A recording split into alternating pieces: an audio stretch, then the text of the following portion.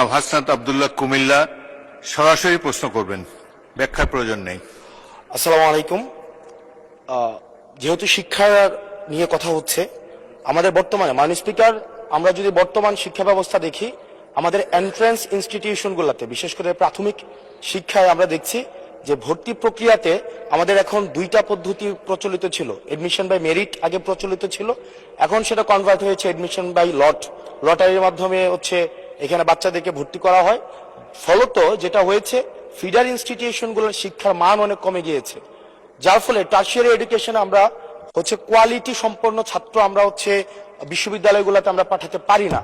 এখন মাননীয় মন্ত্রী মহোদয়ের কাছে আমার প্রশ্ন থাকবে, এই যে প্রাইমারি স্কুলে বাচ্চাদেরকে ভর্তি করানোর ক্ষেত্রে আমরা কি ভর্তি প্রক্রিয়াটা আমরা পরিবর্তন করব কিনা, নাকি এই যে এডমিশন বাই লটারির মাধ্যমে আমরা নিব এবং মেরিটকে আমরা হচ্ছে সবসময় হচ্ছে দমায় রাখবো, নাম্বার ওয়ান।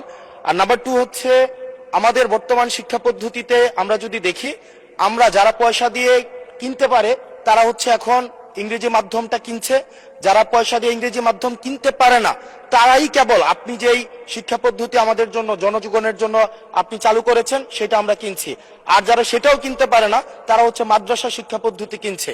আপনার কাছে প্রশ্ন যে আমাদের বর্তমানে একটা দেশে এই তিনটা শিক্ষা পদ্ধতি যেটা অর্থনৈতিক অবস্থার উপরে নির্ভর করে চলে, এই তিনটা শিক্ষা পদ্ধতি জিয়ে রেখে আপনার কি মনে হয় যে আপনি একটা ইনক্লুসিভ শিক্ষা পদ্ধতি নিয়ে আমাদের দেশটাকে আগায় নিতে পারবেন? ধন্যবাদ।